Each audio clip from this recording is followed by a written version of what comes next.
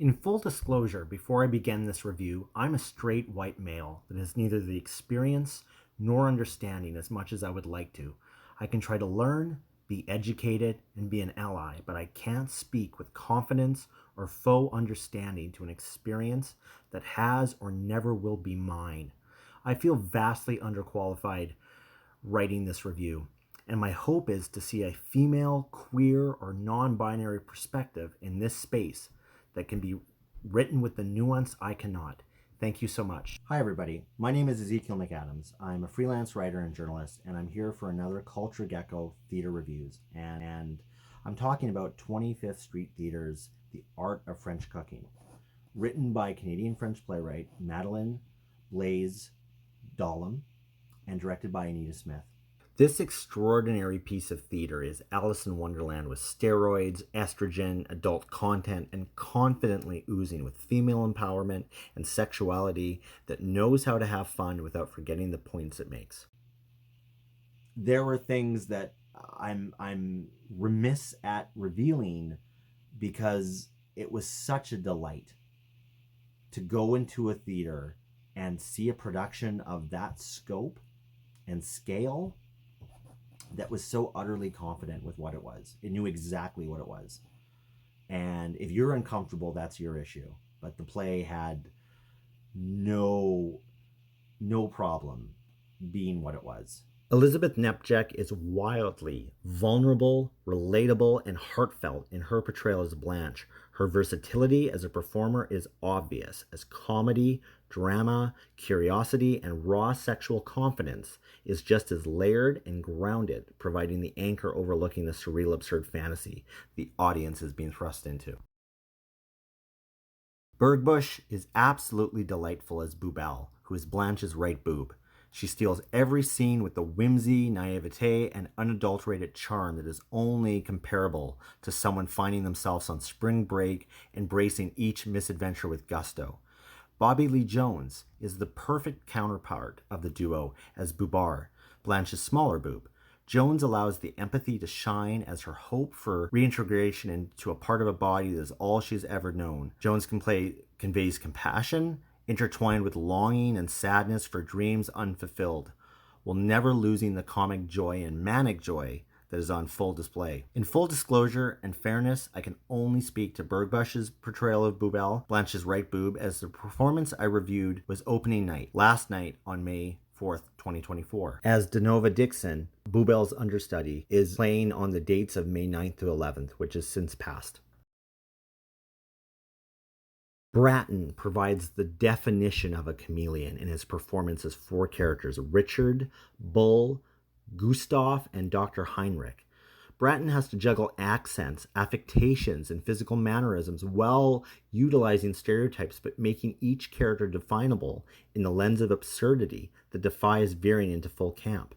Standouts are Gustav as the French chef, and Bull, whose southern accent and delivery is just as mesmerizing as his giant hat.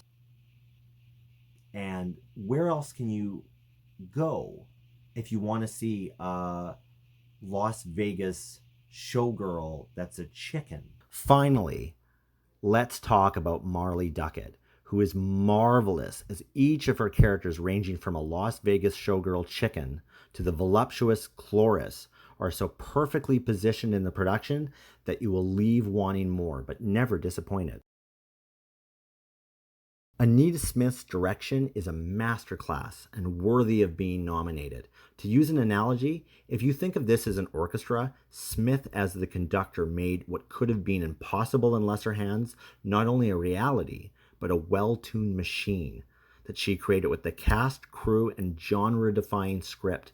Her ability to make each actor mesmerizing through an absurd, surreal fantasy landscape has now set the template for future productions. The feat of this particular presentation is the onslaught of genres, themes, puns, sexual innuendo, and both female empowerment and sexuality presented with such confidence behind the backdrop of a fantastical world.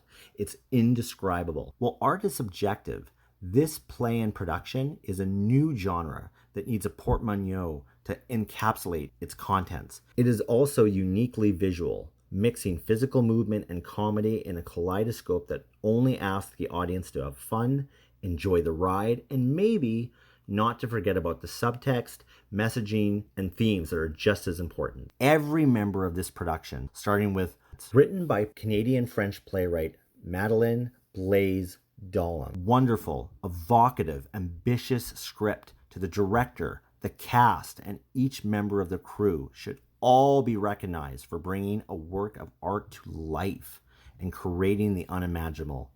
At the risk of speaking too soon, this has the potential of being ingrained in the pantheon of great theater works that maybe could also be studied decades later with the same importance that we've given male playwright. And while the show is closed, it closed today as I'm filming this, I really hope that not only do you look out for further works or productions by Madeline or Anita or any of the amazing actors that were in this production, or anything from 25th Street Theatre or Persephone or Live 5 or Dancing Sky Theatre or Gordon Tatusis, Le Troupe de Jour, Never Never Shakespeare, Shakespeare on the Saskatchewan, any of the fringe shows. Because the wonderful thing about theater, if you don't see a lot of it, is you can't put a theater into a box and a category and homogenize it. It's not that easy. Even if it's a genre that's very familiar, a drama, a comedy, a dramedy, right? An experimental piece of theater. It's going to be different because the direction, the script, the actors, what they give to the performance, the crew, from the stage manager to set designers to lighting design, costume design, are gonna bring something that's gonna have a little bit of spark, that's really gonna just, put everything ablaze, for lack of a better word, and it's gonna create something amazing. So if you didn't see this show, I hope that you see the next show, because this, in my opinion, as I said, is a work of theater that I hope is going to be adapted for years and decades to come, that it's going to be talked about, that it's going to be critiqued and analyzed. What did this mean? What did this character mean? What was the subtext of all this? What was this trying to convey? And lastly, had an incredible soundtrack that personally drove me nuts. I couldn't figure out the name of this song until somebody posted it on the social media. Crazy, the very first sin was a woman who ate. A woman who ate. She served and licked the plates. Crazy, the very first sin was a woman who ate. She chose her fate and she said no to heaven's gates. Thank you so much for hearing my thoughts. You can read the full review at culturegecko.com.